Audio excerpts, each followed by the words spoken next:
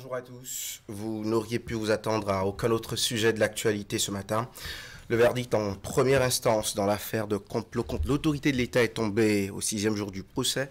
De lourdes peines en résultent, 20 ans de prison, amende de dommages et intérêts à Olivier Boka, Oswald Omeki et Roquenieri. Les autres co-accusés sont acquittés.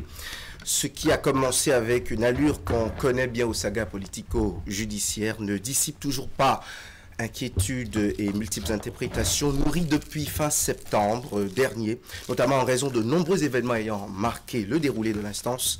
Pour les avocats, sinon les anciens conseils des principaux accusés, tout est émaillé d'irrégularités. Ce procès n'aurait pu continuer et aboutir sans avocats de la défense, eux qui criaient déjà biais de procédure en citant de nombreux incidents soulevés en instruction. La régularité de ce procès est justement le sujet de nos discussions en direct sur Zone Franche ce dimanche. Exceptionnellement, nous aurons droit à un contradictoire et mieux. Je serai avec Osias Sounvou de la télévision nationale. Bonjour très cher Osias.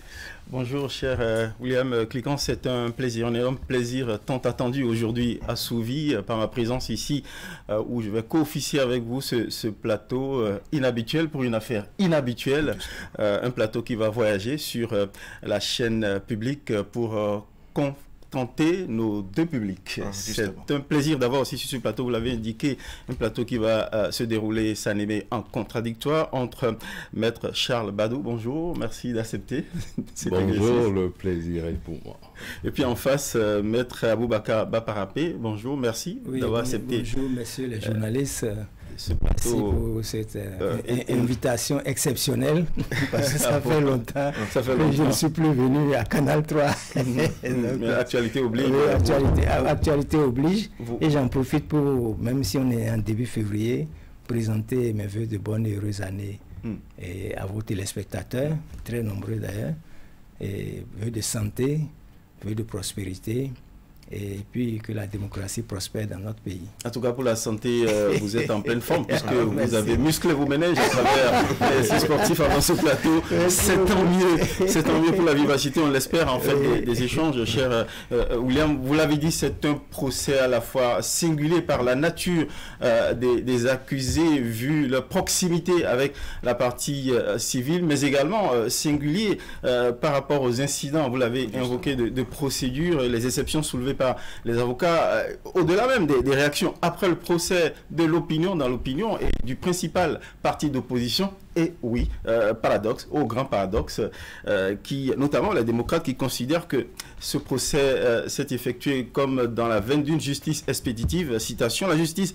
était plus pressée que les accusés à rendre une décision pour un dossier criminel de moins de 5 mois. Eh bien, les avocats nous aideront à apprécier la nature du procès à l'aune de ce délai, de son déroulement. Mais commençons par les incidents de procédure, en tout cas les exceptions ou irrégularités invoquées par les avocats de la défense qui entendent se sont déconstitués au cours du procès. Depuis l'instruction, ils invoquaient des irrégularités. Que dire donc d'un procès qui s'ouvre avec l'échec total de leur recours lié aux incidents de procédure pendant l'instruction? Demande en nullité des actes de l'enquête préparatoire est posée par les juges d'instruction depuis le PV d'audition de témoins, PV d'interrogatoire et PV de confrontation en violation des droits des inculpés, demande d'instruction complémentaire. Enfin, on ne va pas tout dérouler, on va y aller étape par étape. Par qui on commence chez William, qui se jette à l'eau. Ah oui, Maître Ousmane Baparapé, il passe la perche avec Badou. Commençons par voilà, les exceptions soulevées par les avocats depuis l'instruction. La demande en nullité des actes de l'enquête préparatoire. Comment appréciez-vous justement leur requête? Ils sont avocats, ils ont été commis pour défendre leurs clients, ils ont usé de tous les moyens de droit qu'ils avaient pour voir sanctionner les droits je dis sanctionner, pour voir prospérer la défense dont ils avaient la charge. Donc cela a été fait dans les règles de l'art, comme cela c'est légitime. C'est plus que légitime, c'est leur devoir. C'est fondé? C'est plus que fondé, je viens de vous le dire. C'est leur devoir en tant qu'avocat d'exposer des voies ou d'exposer tous les moyens, d'emprunter tous les voies qui leur permettent de défendre les intérêts de leurs clients. Après, il faut interroger la pertinence et même la régularité aussi. Ils l'ont interrogé avant de le faire. Ce n'est que eux et eux seuls qui peuvent interroger et apprécier l'opportunité d'une telle procédure. On apprécierait dans le croisement des regards portés par votre confrère, Maître Baparapé. Oui, il faut d'abord dire que dans un procès, il y a deux possibilités.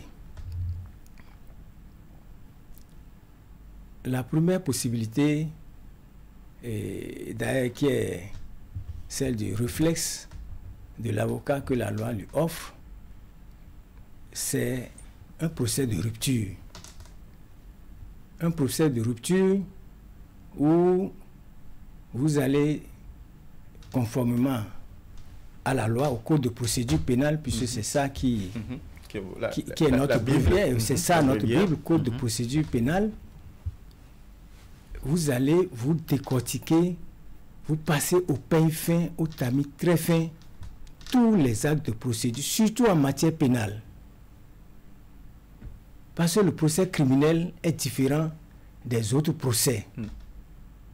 En ce que, dans l'ancien temps, il s'agissait de la guillotine, de la peine de mort. Une toute petite erreur laissée à l'initiative de l'accusation et puis peut conduire votre client donc à la guillotine. Bon, aujourd'hui, il n'y a plus la guillotine, mais il y a la prison et la prison à vie. Donc, un avocat doit d'abord avoir la possibilité de prendre connaissance du dossier criminel dans les règles de l'art.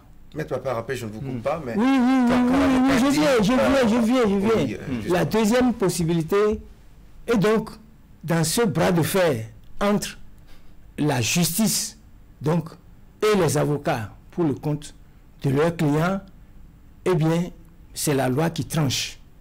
Et c'est pourquoi il y a toute une série de nullités de procédures qui sont mises à la disposition des parties, donc pour que, si c'est fondé, que le juge dit que bon, ça, j'accepte. Maintenant, le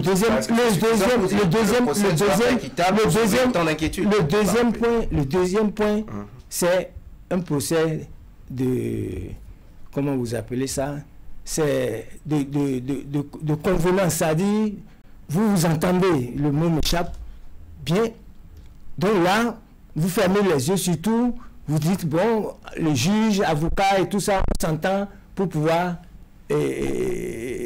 conduire le procès sans incident. Vous comprenez?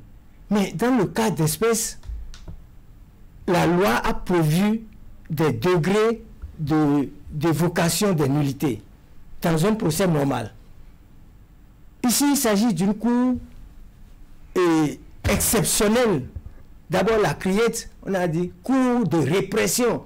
Donc, on parle déjà de répression. Non, on ne va pas faire de répression. Mais il faut rappeler parce que le contenant même, c'est-à-dire le contenu de la juridiction elle-même est évocatrice. C'est pour indiquer que c'est un procès ordinaire. Est évocatrice même de la nature de cette juridiction devant laquelle ces accusés-là sont passés. Et donc, ceci pouvait expliquer cela.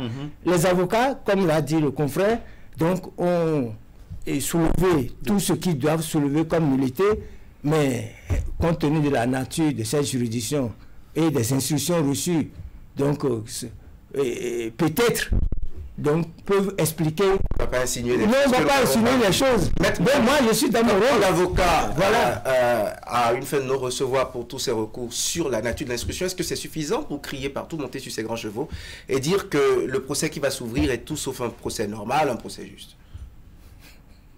Il y a deux choses. Est-ce que le procès est normal? C'est un procès normal.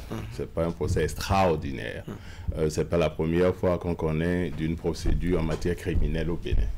Donc, C'est dans la nature des choses. Lorsqu'il dit que ce n'est pas un procès ordinaire, c'est qu'il faut distinguer le procès ordinaire de la procédure ordinaire, délit et autres, d'une procédure criminelle. Mais pour ce qui est de la procédure criminelle, ce n'est pas la première fois, ce n'est pas exceptionnel, c'est une procédure comme toute autre en matière criminelle. Ça, il faut qu'on restitue.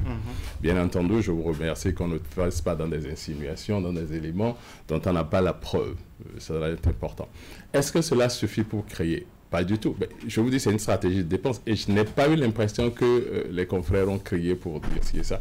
Ils se sont, pour certains d'entre eux, posé des questions quant au sort qui a été réservé aux incidents qu'ils ont soulevés, mais ça n'a pas été plus loin.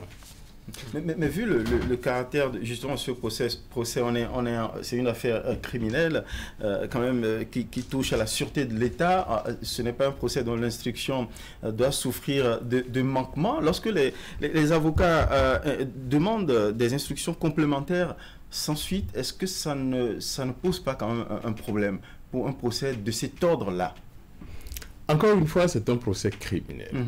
Et il y a des règles qui balisent le procès. Que ce soit la procédure ordinaire ou le procès criminel, il y a des règles qui les balisent. Que ce soit en matière commerciale, en matière criminelle, vous sollicitez un certain nombre vous sollicitez soit la production de preuves ou des compléments d'information ou tout autre, le juge apprécie. Donc il est seul. Il est seul à apprécier pour dire, en l'état des éléments que moi j'ai à mon dossier, je suis suffisamment éclairé pour avancer. Et la loi a organisé le refus du juge de déférer ou de faire droit à vos demandes. Vous faites appel. Et le juge d'appel apprécie également si le premier juge a bon droit à rejeter ou à favorablement accueillir votre demande. Si là encore, vous n'êtes pas satisfait, vous allez devant la juridiction suprême, la cassation, qui est la Cour suprême ici. Donc, les procédures ont été organisées pour que, lorsque vous ne vous entendez pas, vous ayez la possibilité de déférer la demande devant une juridiction supérieure. C'est un droit constitutionnel, le double degré de juridiction. Donc, c'est ce qui se passe. C'est ce qui se passe chez William, mais quand, par exemple, le parti d'opposition, la démocrate, considère que le procès a pris l'allure... bon, en fait, ça, ce sont mes expressions. J'interprète leurs observations quand ils considèrent que le procès s'est déroulé dans un délai extrêmement rapide. Justement, quand on est en affaires criminelles, est-ce qu'il ne faut pas, ne serait-ce que pour apaiser les esprits et éviter les procès en inéquité, justement, prendre le temps... Là, on est en clair dans un débat sur la question du délai de justice. Mais Baparapé, est-ce que vous pensez que voilà, il a manqué un peu de temps de préparation? Oui. Vous voyez, vous allez dire que je me répète, mais la répétition dans certaines circonstances est pédagogique. Pas quand on doit tout dire en une heure. Non. Mais c'est pas ici là, c'est pas du bavardage. Là, je pose la question du délai. Et mais ce n'est pas que, ici on n'est pas venu faire du bavardage. On est venu apprécier les procédures. Sur la question du délai. Oui, sur la question du délai. Normalement, un procès criminel prend un certain nombre de temps, en temps normal. Ce n'est pas écrit, hein? Non. Non, c'est pas. On n'a pas dit. C'est-à-dire, il est vrai qu'on a parlé de délai raisonnable. Voilà. Vous comprenez? Mais on n'a pas parlé de délai contracté. On n'a pas parlé de... On n'a pas réduit 24 heures d'une journée. Non, on n'a pas parlé de délai contracté. Parce que un procès déjà criminel où quelqu'un a tué quelqu'un et tout ça là, mais là, on n'est pas dans... Non. C'est un cas de figure, même on n'est si pas dans ce cas de figure. On est dans un procès contre la sûreté de l'État. Vous comprenez? Donc, ce n'est pas une affaire mince. C'est une affaire qui implique toute notre vie, à nous tous. Alors, donc, dans ces conditions, en principe, rien ne presse pour qu'on se presse. Pour qu'on aille avec méthode, pour qu'on n'ait pas l'impression, n'est-ce pas, que, voilà, on est pressé de prendre une décision. À l'ouverture. Voilà, c'est ça le problème. Il ne faut pas la population, n'est-ce pas, ait l'impression qu'on est pressé d'avoir une décision. Et donc, c'est ce qui amène les gens à parler de procès expéditif quand on connaît, n'est-ce pas, le délai raisonnable dans une procédure criminelle normale. Alors, de quoi Alors, donc moi je viens, et ici, il faut toujours s'en référer à la nature de la juridiction devant laquelle nous nous trouvons. Nous ne trouvons pas devant une juridiction de droit commun, on se trouve devant une juridiction exceptionnelle, la criette. Et donc, c'est ceci qui peut expliquer cela. On a eu des procès de ce genre où on a soulevé les mêmes récriminations que les avocats de la défense ont soulevées. Donc, c'est les procès de après, qui aux avocats, le procès de chercher tous les moyens pour avoir gain de cause. Mais Badou, je l'ai raisonnable. Oui, sur cette comment question-là, peut-il s'apprécier qu'on a un affaire criminel? Premièrement, je dois dire je ne peux pas commenter ce que disent les démocrates. Je ne suis pas dans une posture politique pour le dire. Alors, la question serait alors de savoir si, dans ce procès, il y a eu... les délais n'ont pas été respectés. Parce que c'est ça la question. Est-ce que les délais de procédure n'ont pas été respectés? Personne n'a remis en cause les délais de procédure. Bien au contraire. Les délais ont été respectés. Les recours ont pu être exercés. Des réponses aux recours ont été données. Je suis plutôt dans la démarche inverse de dire... Si on a pu juger ce procès qu'on dit important dans ce délai-là, il faudrait qu'on s'active pour que tous les autres procès soient jugés dans ce délai qu'on estime raisonnable. On ne va pas blâmer la justice parce qu'elle a fait dans les délais où elle a exercé son ministère assez rapidement, bien au contraire, pour éviter le pourrissement. Bien au contraire, on doit l'inviter, l'inciter à faire de même pour tous les procès et tous les Béninois. Pour susciter autant de craintes et autant de réprobation liée au délai de l'instance et surtout le caractère expéditif qui colore toutes ces récriminations contre ce fameux délai. Je ne vois pas de coloration en la matière. Je vous dis, on pourra dire que c'est expéditif à partir du moment où on n'a pas respecté des délais de procédure, où on n'a pas permis l'exercice de voies de recours. Avons-nous respecté les délais de procédure? Oui. Avant, la juridiction a-t-elle empêché, ou le juge d'instruction a-t-elle empêché qui que ce soit d'exercer des voies de recours? Non. À partir de ce moment-là, il m'est difficile de conclure qu'il s'agit d'un procès expéditif. Si cela était advenu, je serais le premier à condamner. Et je dis, si on estime que c'est expéditif parce qu'on a fait vite, j'espère pour ma part qu'on fera aussi vite pour les autres. C'est tout. Alors, passons justement l'étape de l'instruction par rapport aux récriminations invoquées par les avocats. Commençons par justement les incidents invoqués à l'ouverture du procès. Les avocats ont à la limite récusé la composition de la cour. Qu'est-ce que vous répondez à cela? Non, il faut que nous soyons précis. Ont-ils recusé ou pas? Je ne crois pas.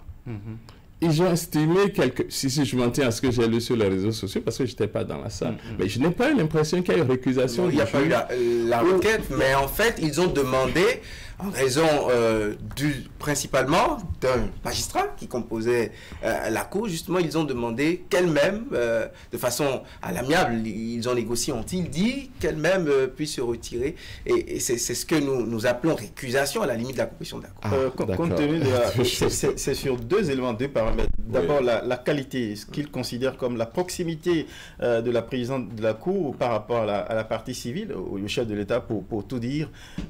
Et puis ensuite, la composition même, le numérique de la cour. Vous posez plusieurs questions. Vous avez deux questions. Ok, si j'en oublie une, on rattrape. Vous dites la partie civile, le chef de l'État. Je dois déjà rectifier que la partie civile ici, c'est pas le chef de l'État. C'est l'État. La partie civile ici, c'est l'État. D'accord. Parce qu'on parle de complot contre l'autorité de l'État. Donc, le chef de l'État, en raison de la séparation des pouvoirs, n'est pas intervenu, ne peut pas intervenir. Donc, il n'est pas partie civile. Maintenant, on peut tout à fait demander à un juge de se déporter. De dire qu'en raison du dossier, en raison des affinités ou des compromissions ou des liens ou de l'intimité supposée, parce que là, nous sommes dans la supposition, on vous demande de vous déporter. Il appartient au juge d'apprécier. de dire d'accord, je me déporte ou je ne me déporte pas. Le juge ne s'est pas déporté. Ça aussi, c'est prévu. Lorsque, malgré votre demande qui ne se déporte pas, vous faites la procédure de récusation. Sauf à me tromper, ce n'est pas le cas d'espèce. Et la composition, par contre? La composition, par contre, sur ce point, quelle est la nature du débat? Vous avez les avocats de la défense, et tout a commencé par là, qui estiment qu'à la vérité, cette composition, qui est une composition collégiale, devait être composée au moins d'un juge, pas au moins, le juge président et 4 juges assesseurs, ce qui fait au total de 5. Oui. La Criette estime qu'à la vérité, elle a toujours fonctionné et pratiqué une formation collégiale de 3 juges, à savoir un juge président et 2 juges assesseurs. Le débat est tout simple. Que prévoient nos tests? Tout à fait, voilà. Simplement. Vous aviez la loi qui modifie l'organisation judiciaire qui date de mémoire du 17 février 2020 en son article 6 qui dit en audience ordinaire, c'est important, en audience ordinaire, la Criette est composée d'un juge président et de 2 juges assesseurs. Et l'article 254 modifié du Code de procédure pénale nous dit qu'en matière criminelle, j'insiste là-dessus, en matière criminelle, la composition de la juridiction, c'est un juge président et 4 assesseurs, ce qui fait 5. Nous avons l'article 19 de la même loi 17 février 2020 qui nous dit que les règles qui s'appliquent à la Criette sont les règles qui s'appliquent, sont les règles qui sont prévues au Code de procédure pénale. À partir de ce moment-là, ma lecture voudrait quand même que on puisse considérer qu'à la Criette en matière criminelle, qu'il y a une composition de 5 juges. Maintenant, c'est un incident contentieux, on l'appelle 320 du Code de procédure pénale, qui veut que ce soit devant la Criette ou devant toute autre juridiction, il nous arrive, nous avocats, n'importe quel juge, de saisir le juge ou devant le juge de soulever son incompétence. Le juge a 2 possibilités. Soit de dire, vous soulevez mon incompétence ou vous soulevez l'irrégularité de la composition. Je vais statuer sur votre incident. Et là, il prend une décision, il rend une décision avant de dire droit. Dans ce cas, le juge adjoint au fond. Dans ce cas, le juge adjoint au fond. A-t-il tort ou raison de joindre au fond? Oui, il a raison de joindre au fond parce que c'est une possibilité, c'est une option qu'il a de statuer sur l'incident ou de joindre l'exception au fond. Surtout que la loi dit, toujours 380, vous ne pouvez faire appel de l'incident contentieux qu'en même temps que la décision de fond.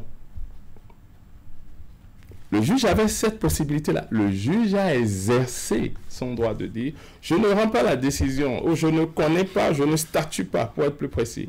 Sur le contentieux, parce que vous l'avez soulevé, ben je le joins au fond. Continuons les débats. Donc voilà. Sur ce sujet? Oui.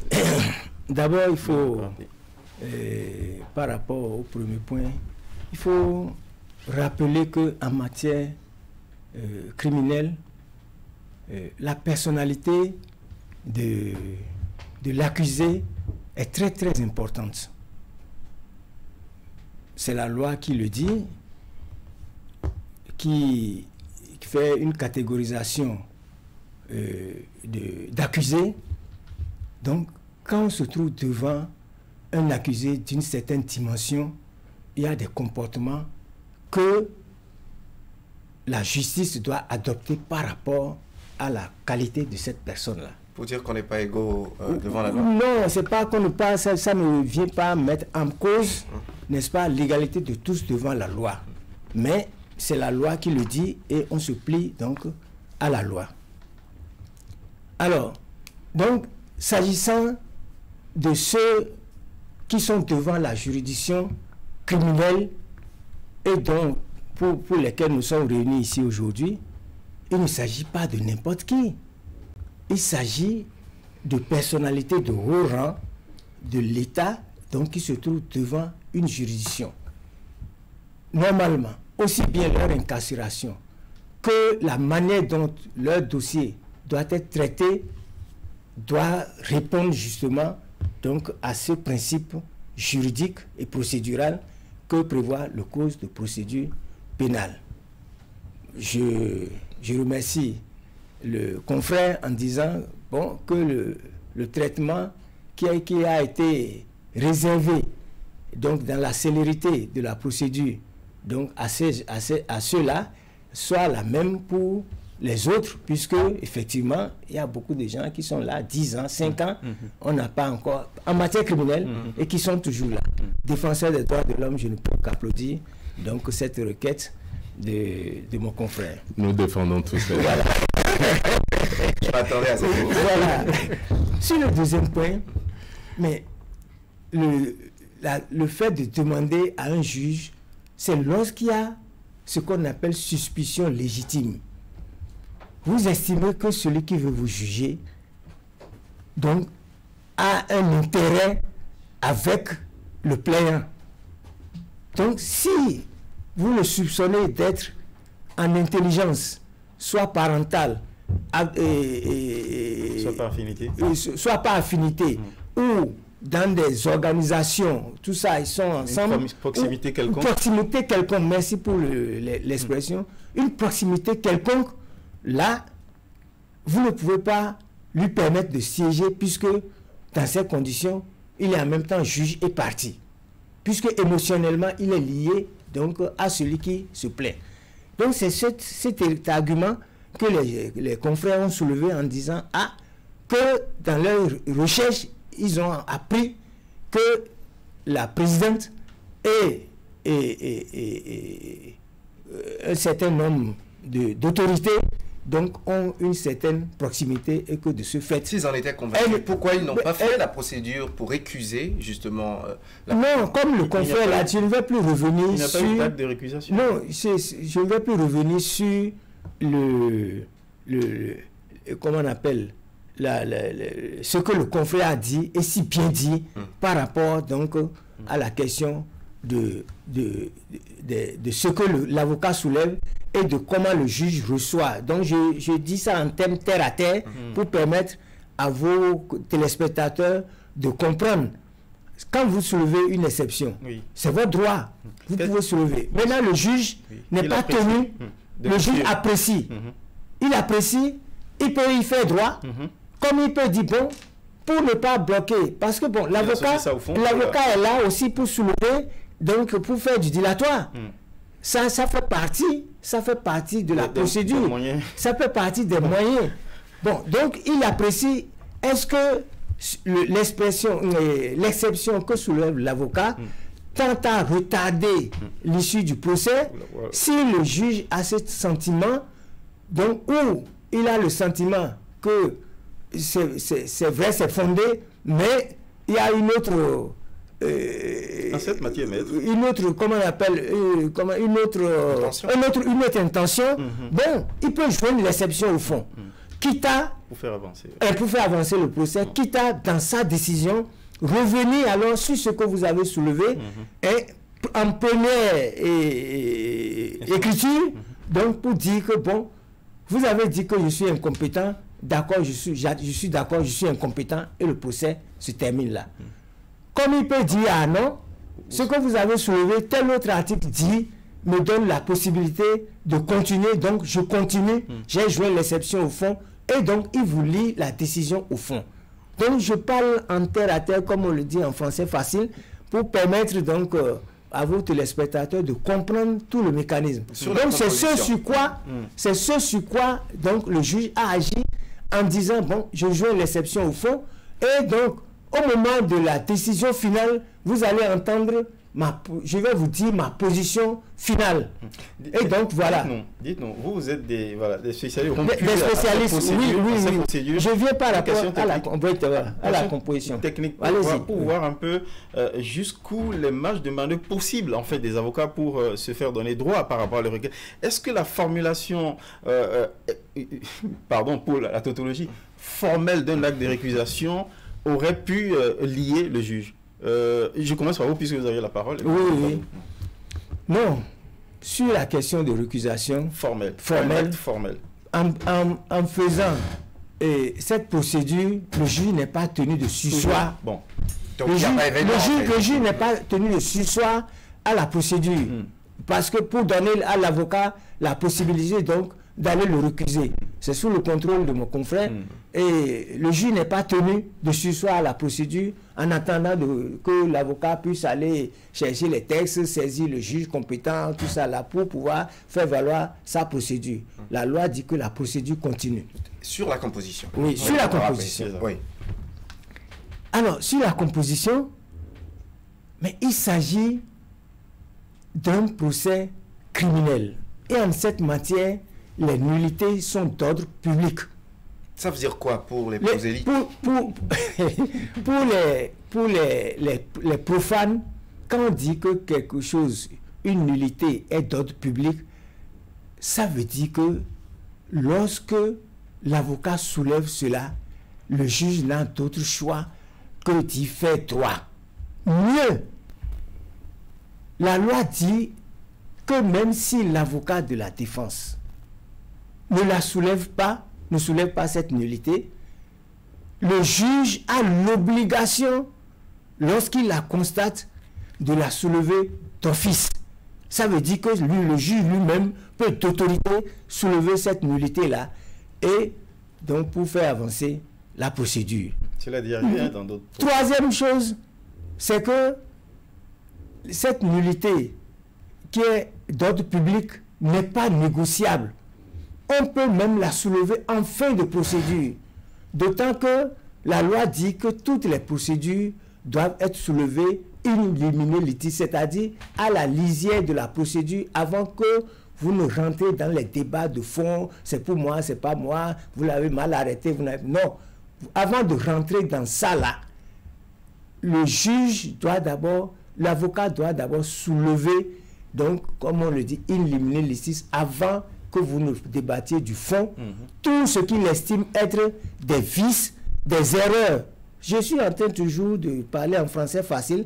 Tout ce qu'il estime être des erreurs dans la procédure qui peuvent profiter à son client. Vous avez vu le communiqué du procureur? Est-ce que vous voyez? Donc c'est dans ces conditions qu'on parle de nullité de procédure in limine litis.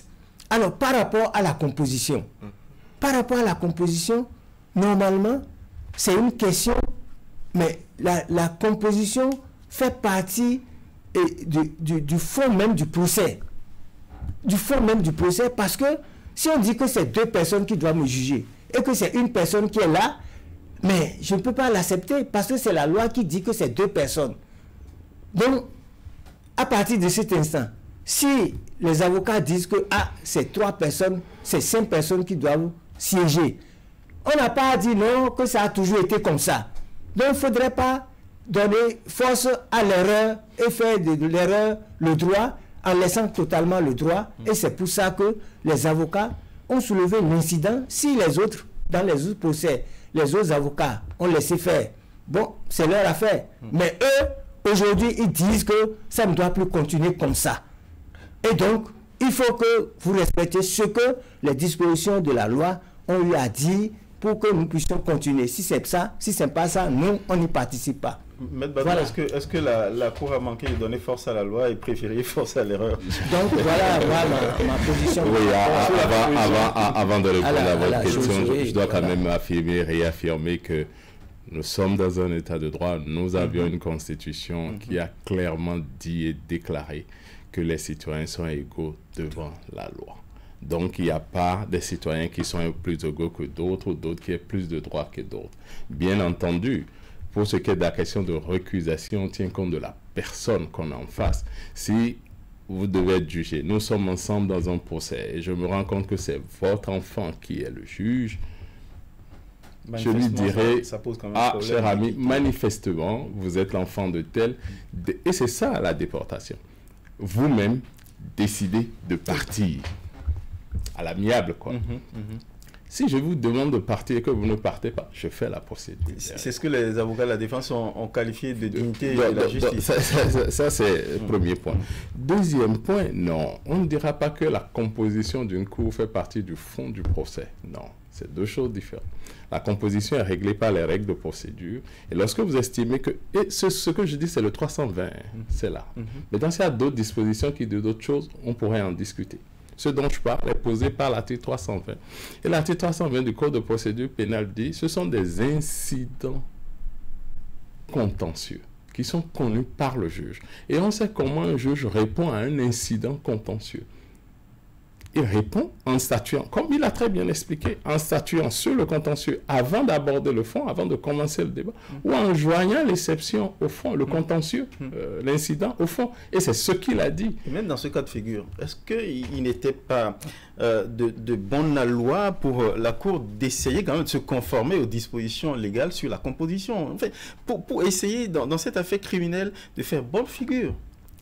Je ne suis pas dans ce plateau pour dire voilà ce qui aurait dû être fait. Un procès d'intention.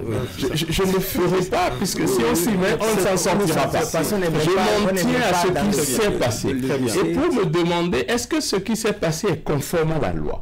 Je vous ai expliqué que de mon interprétation des tests, j'estime que la composition n'est pas régulière. Que c'est une composition collégiale qui devait être de 5 au lieu de 3. Ça, je le dis, je le pense. Les tests, ma lecture des tests est là. Simplement, le juge était-il tenu forcément de déférer, c'est-à-dire de statuer sur cet incident-là avant de connaître du fond? Non. Donc, le fait pour le juge de ne pas le faire ne constitue pas pour moi une irrégularité, même si sa composition, la sanction devait être défaite. Maintenant, qu'est-ce qu'on fait dans ce cas-là? Lorsque la loi même dit, il statue sur le contentieux, sur l'incident contentieux, en même temps qu'il le fait. C'est-à-dire, on ne peut même pas déférer. S'il avait rendu une décision, c'est ça, s'il avait rendu une décision, on ne pourrait pas appeler la décision avant la décision sur le fond. Ça veut dire que s'il avait rendu la décision et qu'il... s'était déclaré compétent, il aurait fallu subir le procès avant d'y aller. Et je dis, c'est ce que le juge a fait à l'espèce. Sur le fondement des tests, je n'ai pas autre chose, moi. Le juge a trouvé que c'est préjudiciable et a revu la composition de la Cour. Maintenant, les avocats se déconstituent. C'est tout le débat. Sinon, le nerf de cette guerre juridique et judiciaire à la criette, la déconstitution des avocats vaut suspension, dépôt des armes, dépôt de maillet, dépôt de tout à la criette. On ne devrait plus continuer ce procès. Sur la possibilité de déconstituer ou pas, on est situé, oui, les avocats pouvaient le faire, mais est-ce que c'est suffisant pour que tous les rideaux tombent?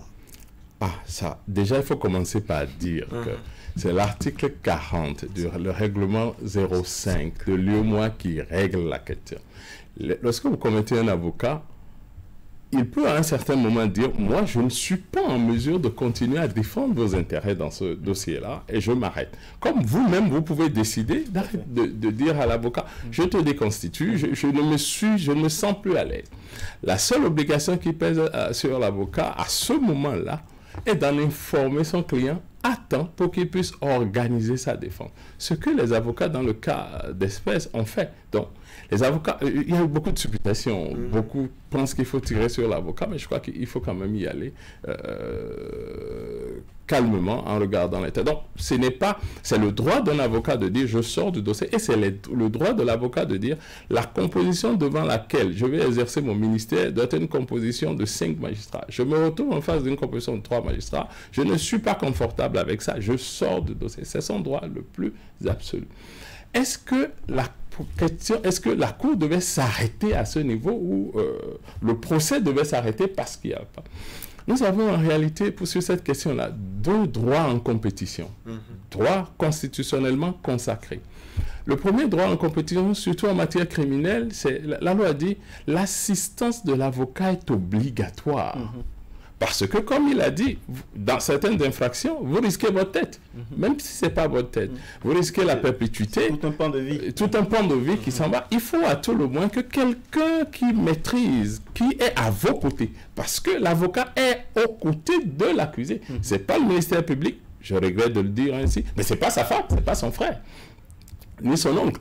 Celui qui est à son côté, à ce moment-là, c'est son avocat, pied à pied. Donc, vous devez être là pour que quelqu'un qui lit le test puisse avoir une autre interprétation, une autre manière de voir le dossier que le ministère public ou que le juge. C'est pourquoi c'est obligatoire. Le premier droit, donc, le droit à la défense.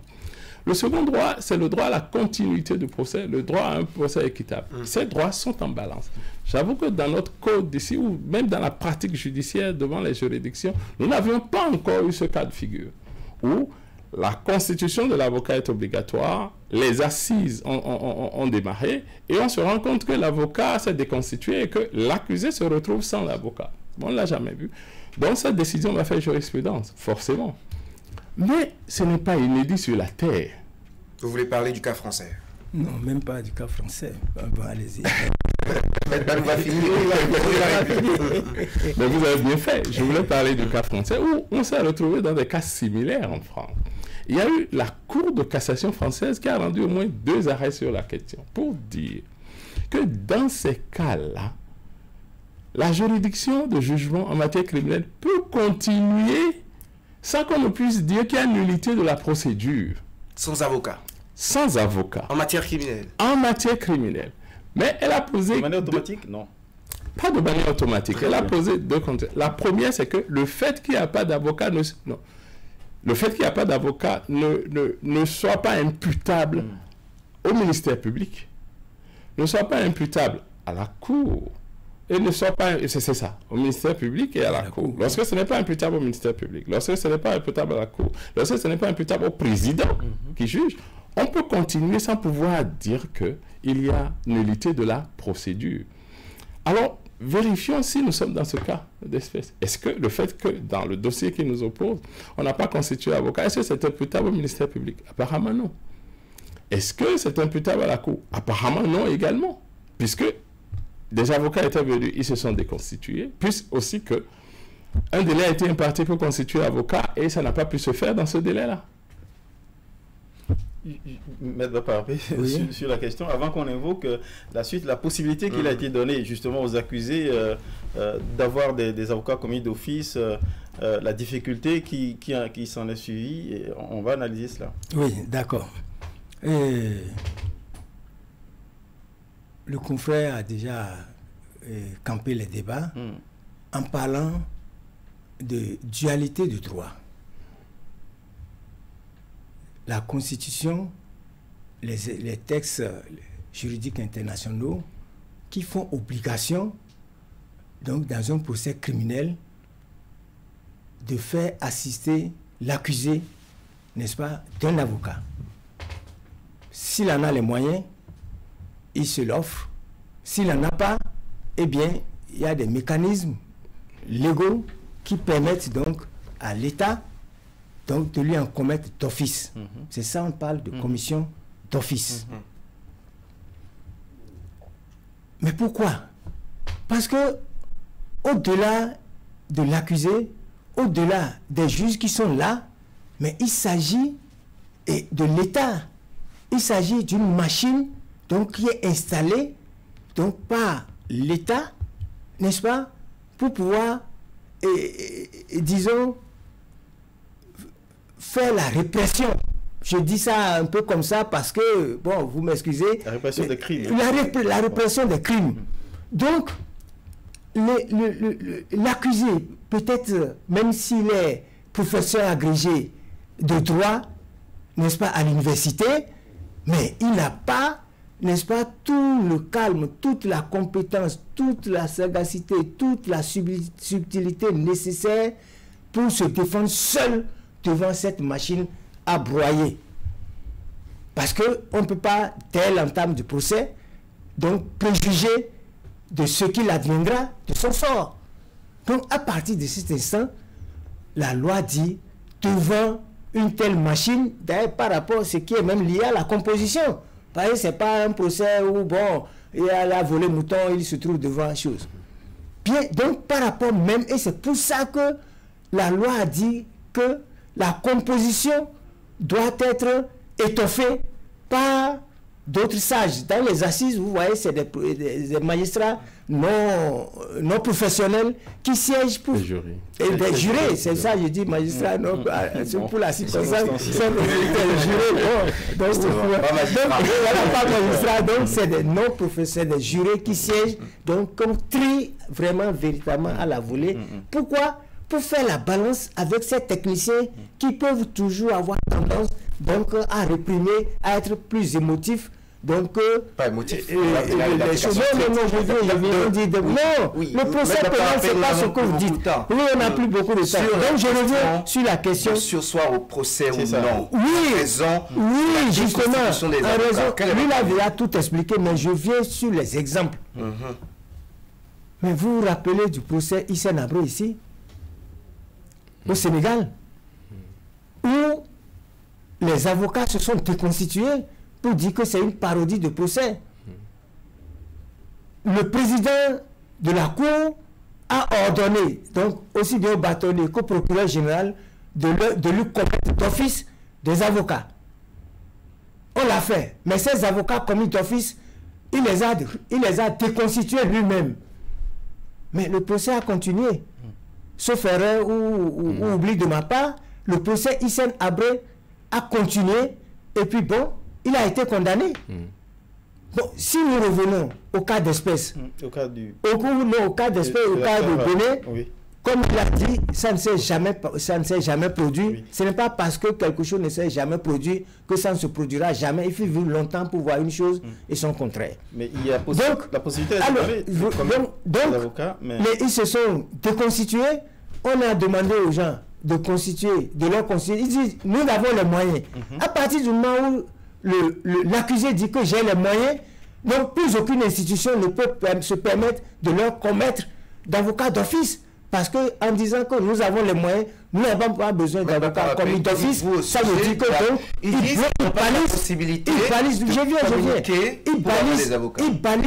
balisent alors, n'est-ce pas, la commission d'office d'avocats. L'autre argument, ils disent, bon, vous nous dites de constituer d'avocats, mais vous nous informez 24 heures sur 24, par quelle magie nous allons constituer d'avocats. C'est là où la question a choqué, comment on appelle, et passez-moi le mot, c'est là où la question s'est bloquée.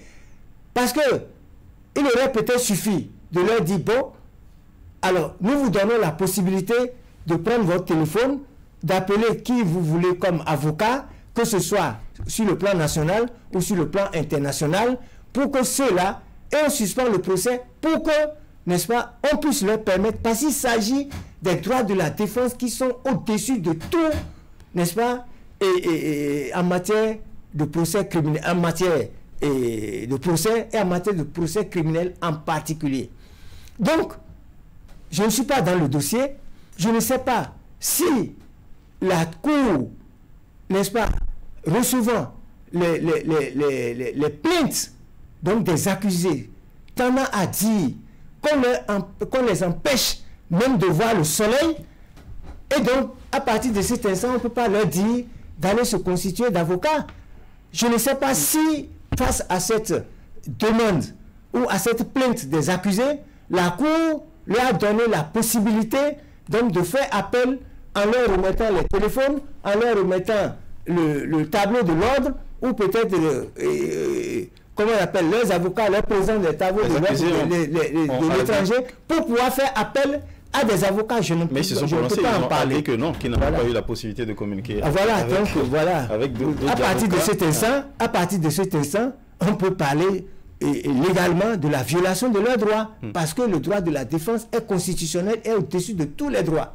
Donc si ça n'a pas été respecté, eh bien, leurs droits ont été violés. Maître Badou, vous avez la même lecture, les droits de la défense ont été violés en cette matière, et impossibilité de communiquer pour avoir d'autres avocats.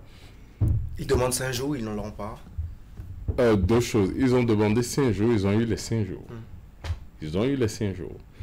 À l'intérieur de ces 5 jours, ont-ils pu constituer ou discuter avec des avocats? Je n'ai pas d'éléments. Comme il a dit, je ne suis pas dans le dossier pour apprécier si la possibilité leur a été donnée. De mémoire, il me semble que ça avait été aménagé. De mémoire, je n'ai pas d'éléments qui me permettent de dire le contraire ou pas. Simplement, ils ont demandé 15 jours, ils ont eu 5. Donc, ils ont eu le délai pour constituer. Si on pour le reste, comme j'ai dit, je ne suis pas subtilité. Je ne peux pas savoir. Si ça ne leur a pas été donné, il y a problème, forcément. Mais si ça leur a été donné et qu'ils ne l'ont pas exercé, c'est eux qui n'ont pas voulu l'exercer. Donc, je préfère émettre ces deux hypothèses-là sans pouvoir aller dans le fond parce que je n'ai pas d'éléments qui disent. Simplement, si les conditions sont réunies et qu'ils n'ont pas constitué avocat, comme je vous l'ai répété, la procédure ne sera pas annulée de ce fait. La Cour constitutionnelle a débouté le barreau, en tout cas le bâtonnier, qui n'a pas donné droit à la possibilité aux accusés d'avoir des avocats commis d'office, parce que même ils ont dit qu'ils avaient les moyens. Est-ce que justement le bâtonnier avait raison ou tort? Alors, il y a plusieurs choses. Le bâtonnier n'a pas été débouté parce que le bâtonnier n'est pas requérant. Première chose. Deuxième chose, souvenons-nous que la requérante a dit qu'elle n'a rien requis. C'est dans la décision. Mais bon, le débat est ailleurs. En réalité, la Cour constitutionnelle nous dit que l'ordre, le bâtonnier en tête, a violé la Constitution. J'estime que non, mais ça reste ma lecture. J'estime que non, que l'ordre ni le bâtonnier n'ont violé la Constitution. En refusant d'accéder à la requête. Le bâtonnier n'a pas refusé d'accéder à une requête. C'est ça aussi. Merci de me clarifier. Pour ce que j'ai et pour ce que je lis. Le bâtonnier est saisi. On lui demande de commettre d'office. Maître Baparapé l'a rappelé tout à l'heure. La fonction de commission d'office du bâtonnier est encadrée par l'article 43 du règlement numéro 5 de l'UEMOA. Et c'est une fonction supplétive. Le bâtonnier ne commet que lorsque vous-même, vous n'avez pas les moyens de commission ou lorsque vous n'aviez pas pu commettre. Ça veut dire qu'il faut attendre de constater que vous n'avez pas les moyens ou que vous n'avez pas voulu commettre par vous-même, pour quelque raison que ce soit. Ici, souvenons-nous que je crois qu'un premier délai de 24 heures, ensuite un délai de 5 jours a été donné. Et à la barre, publiquement, les accusés ont dit « J'ai les moyens de commettre avocat ». À ce moment-là, le bâtonnier ne peut pas commettre d'office lorsque la personne même dit que j'ai les moyens de commettre avocat. Et justement, on dit, l'article 7 de la Charte africaine des droits de l'homme, ainsi que d'autres instruments juridiques internationaux disent « Le droit de la défense s'entend notamment du droit d'être défendu par le défenseur de son choix. » Maître Badou, quand on sait, très rapidement pour vous aider à vite finir, parce que nous avons très peu de temps. Quand on sait, par exemple, que la Cour est consciente que depuis novembre 2023, on ne commet plus d'avocats d'office. Quand la Cour elle-même est consciente qu'il faut des avocats pour pouvoir continuer dans la procédure, et que finalement, la Cour juge sans avocat, est-ce que, comme un pénaliste l'a dit, est-ce que les questions politiques manquent d'explications juridiques? Alors, donc sur ce premier point, je viens de dire que pour moi, je fais la lecture, le bâtonnier n'a pas violé la Constitution. Qu'est-ce que la Cour dit? La Cour dit qu'à la vérité, quand le bâtonnier dit que c'est précoce et tout, à la vérité, il s'est fondé sur ce que vous venez de dire que depuis un certain temps, on ne commet plus. Non, aucun avocat n'a refusé la commission. Simplement, on dit, aidez-nous à exercer notre ministère. L'État ne vous paie pas, en des termes clairs. Non, je ne le présente pas ainsi. Parce que c'est comme si c'est lié à l'argent. Oui, je ne le présente pas ainsi. Simplement pour aller à Dantitengo, pour aller à Djougou, pour aller à Poubet. Il faut aller à l'avance, il faut rencontrer le client, il faut préparer, il faut les frais de transport, il faut des frais de restauration. Et ça a été fait 2 ans, 3 ans sans que les avocats... C'est pas que au premier dossier, on n'a pas été payé, on s'est arrêté. On a continué 2 ans, 3 ans au moins. À un moment donné, certains confrères peuvent se le permettre, c'est vrai. Mais tous les confrères ne peuvent pas se permettre de voyager, d'aller sans que le minimum ne soit mis à leur disposition. Et leur dit... Mettez à notre disposition ce minimum-là pour que nous puissions exercer notre ministère. Et j'estime pour ma part, c'est vraiment l'occasion pour que ces questions soient mises à plat, pour qu'on en discute au profit de tous les confrères, de tous les Béninois qui sont dans les maisons d'arrêt et attendent d'être jugés. Et au-delà de cette question fâcheuse qui était latente, il y a que les accusés voulaient aussi et ont énoncé la possibilité d'avoir des avocats et donc de ne pas forcément se voir infliger, pardon pour le mot, des avocats commis d'office. Exactement. Ça, je l'ai développé tantôt. Oui, et justement, par rapport à cette question, il y a... On va y aller rapidement. Oui, très rapidement, je ne serai pas long. Je serai pas long. Sur le premier volet, de savoir si la Cour lui a accordé un délai. Vous voyez, il s'agit des droits de la défense. Et c'est pour ça que les gens ont demandé au moins 15 jours pour qu'ils puissent, en fonction de leurs moyens, qu'ils ont d'ailleurs, se constituer d'avocats. La Cour leur a donné 5 jours.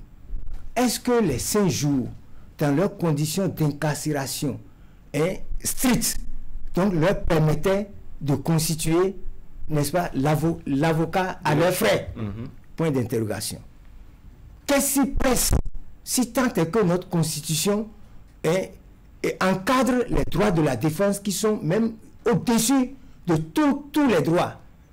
À partir de cet instant, qu'est-ce qui presse pour que la Cour se précipite, n'est-ce pas, pour pouvoir continuer le procès en ne leur accordant pas le délai raisonnable pour qu'ils puissent constituer à leurs frais d'avocat, pour qu'on ne dise pas que c'est un procès expéditif. C'est ça un des éléments qui milite en faveur de procès expéditif. Rien ne pressait. Deuxième chose. Mais sur le fait de dire que on a condamné le bâtonnier pour avoir violé la Constitution, je suis d'accord avec c'est la question de constitution d'office relève d'une subtilité de complicité entre l'exécutif, n'est-ce pas, et le judiciaire, qui sont censés être deux pouvoirs séparés. Je m'explique. L'exécutif donne les moyens judiciaires de pouvoir... Oui, parce que le problème de constitution d'office relève de la compétence, n'est-ce pas, du bâtonnier et du procureur général. Mais les moyens pour pouvoir mettre en œuvre, n'est-ce pas, ce mécanisme, mais c'est l'exécutif qui en donne les moyens. Il a expliqué, ou depuis de 2020 jusqu'à maintenant, où les avocats tournent. Il y a une défaillance de l'exécutif. À leurs frais. Alors, entre l'exécutif qui refuse, n'est-ce pas, de donner les moyens pour que les avocats aillent défendre conformément à la Constitution des accusés qui n'en ont pas les moyens, n'est-ce pas? Ils refusent ou ils ont oublié de le faire? Non, pas ou non, ils ont oublié de le faire. Voilà. Donc, entre ça et le fait de dire, si on ne nous aide pas, si l'État ne nous aide pas à accomplir notre ministère, n'est-ce pas, nous ne sommes plus en mesure de le faire, qui est fautif? Telle est la question. Donc, je dis que c'est vrai, la décision de la Cour constitutionnelle s'impose à tout le monde, mais elle n'est pas exempte de commentaires, n'est-ce pas? Et ce commentaire, votre plateau nous permet, n'est-ce pas, de le faire. L'État a été défaillant dans, n'est-ce pas, l'assistance des accusés qui n'avaient pas les moyens, n'est-ce pas, de se faire assister d'un avocat devant un procès criminel. Voilà. Donc l'État, en tout cas le gouvernement, l'exécutif a une conduite à se racheter. Voilà. Pour une bonne administration de la justice et les droits de la défense. Pour une bonne administration de la justice et les droits de la défense. L'État devait s'exécuter et non se réfugier devant des faux fuyants pour dire que le bâtonnier a violé la Constitution. Là, le bâtonnier n'a rien violé, c'est l'État qui a violé. Là encore, c'est pas l'État qui a décidé, c'est la Cour constitutionnelle.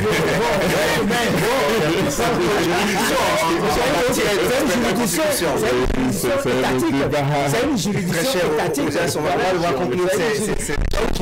Lecture globale, en 30 secondes, Maître Balou, lecture globale de ce procès, plus politique que juridique.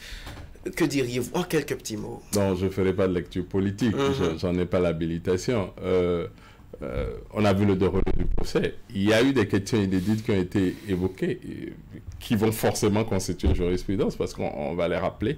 Il faut espérer que peut-être des juridictions soient saisies ou que nous soyons fixés sur ces questions-là de manière juste. Dernière lecture, je finis par là où, a atterri Medba Parapé. Je crois qu'il faut une collaboration harmonieuse entre les différentes institutions, le barreau, l'État, les différentes juridictions.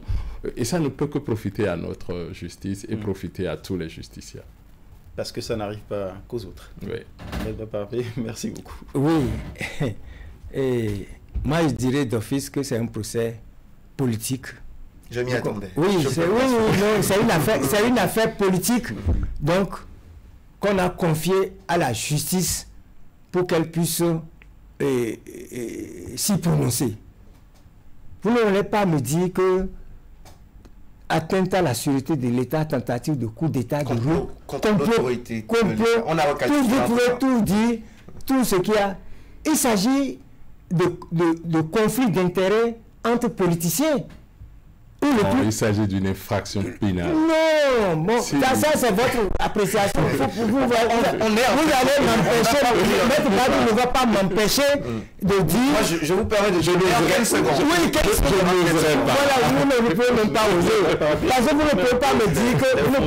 Oui, de l'accusation. Oui, vous ne pouvez pas me dire que Olivier Bokor ou bien Oswa ou Meki ne sont pas des politiques. Donc, dans le comment on appelle ça, il y a eu disharmonie dans la coordination entre politiciens, et puis bon, le plus fort donc a imposé sa loi, c'est tout. Donc et maintenant lui, la justice qui est à son comment on appelle, à son service de pouvoir régler les comptes. Ah oui, mais c'est ça. Donc on a créé infraction, tout ça là. Mais on ne parle pas de procès d'intention. C'est la réalité. Il faut avoir le courage. Moi, vous n'avez pas ce courage. Moi, je dis. Mais Medba Parapé, non. Non, je ne vous le permets pas. Je ne vous le permets pas. Je n'ai jamais et vous ne me ferez pas dire sur un plateau de télé que je manque de courage. Je vous dis que c'est une infraction criminelle réprimée par la loi et les juridictions ont été saisies à cet effet. Faites vos commentaires, ne m'inquiétez pas. Je vous en prie. Je vous mets à je vous épargne juste mes commentaires. Donc, on est en fin d'émission. Vous avez demandé l'opinion de chacun par rapport à ce procès. Sentiment dominant. Le sentiment dominant. Le sentiment dominant est que les gens pensent que c'est un procès politique qui a été confié à la justice pour qu'elle puisse régler le compte donc à ces politiciens, c'est tout. Il n'empêche, et on doit tous l'admettre en tant que justiciable, et dans la veine de l'équité de tous les justiciables devant la justice, que quelle que soit la qualité ou la qualité ou le statut d'un citoyen ou d'un justiciable, qu'il soit politique ou pas, lorsqu'il arrive à être confondu de crimes, notamment contre l'État, il doit en répondre devant les tribunaux. Bon, après les débats se feront. Oui, les débats vont se faire. La nature de l'affaire. Oui, mais remettre en cause les institutions de l'État, c'est vrai, c'est une infraction. C'est de la mais c'est de la politique. Bon, c'est autre chose, c'est pas autre chose que de la politique. Mais bon, la loi a dit que c'est atteinte à la sûreté de l'État. Bon, à partir de cet instant, les institutions chargées de réprimer donc cette atteinte à la sûreté de l'État qui est un acte politique, bon, très bien, on s'entend que voilà, est-ce que vous voyez, l'acte politique, c'est lorsqu'on cherche à conquérir le pouvoir, le maintenir. Lorsqu'on cherche à porter atteinte au régime, à renverser le régime, on n'est plus dans la politique. Voilà. On est dans le pénal. Pas des moyens illégaux. Pas des moyens illégaux. Bon, à renverser, on ne renverse pas par des moyens légaux. On ne renverse pas l'ordre constitutionnel par des moyens légaux. On renverse l'ordre constitutionnel par des moyens illégaux. Donc la révolution, la révolution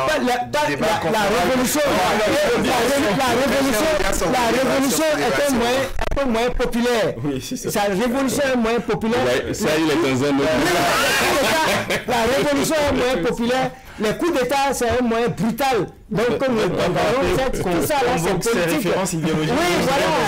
Donc, c'est ça. Donc, vous ne pouvez pas dire que ce pas les élections. À un moment donné, si les élections sont bloquées, mais le peuple peut prendre ses dispositions. Quand quelqu'un était ici, on s'est soulevé. On va parler. Voilà, c'est ça. On s'est soulevé. Et donc le peuple peut se soulever. Et la Constitution le dit. Lorsqu'un régime est illégitime, le peuple a le droit de se soulever pour dire non. Vous avez le droit, après d'entrer en politique, de transformer ce plateau en... Non, je n'ai pas transformé. Mais je dis ce que les textes ont dit. Si vous avez constaté, on s'est appuyé essentiellement sur les textes, puisqu'on n'est pas... Justement. On est appelé ici comme expert. Restons-y. On est appelé ici comme expert et laisser chaque expert donc faire de son expertise. On y reste pour finir. Merci. Merci. On vous remercie aussi de nous avoir suivis. On espère que au-delà des arguments, des explications, c'est des choses. Il est tellement passionné par le sujet qu'il continue de couvrir ma conclusion à l'éclat de sa voix passionnelle sur le sujet. Maître Baparapé, merci à vous. Merci également à vous, Maître Badou. On espère que vos lumières ont effectivement éclairé les citoyens et nous tous ici aussi sur l'évolution du procès sont déroulées depuis l'instruction jusqu'au verdict final. Le plus important, c'est que tous les citoyens, les justiciables, soient toujours traités de manière équitable devant les tribunaux. Cher Will. Justement. Merci infiniment, Ozias, d'avoir partagé ce plateau avec moi. C'est tout pour Zone Franche sur Canal 3 Bénin. Ce sera en diffusion également sur la télévision nationale. Merci de nous avoir suivis. Au revoir. Merci beaucoup.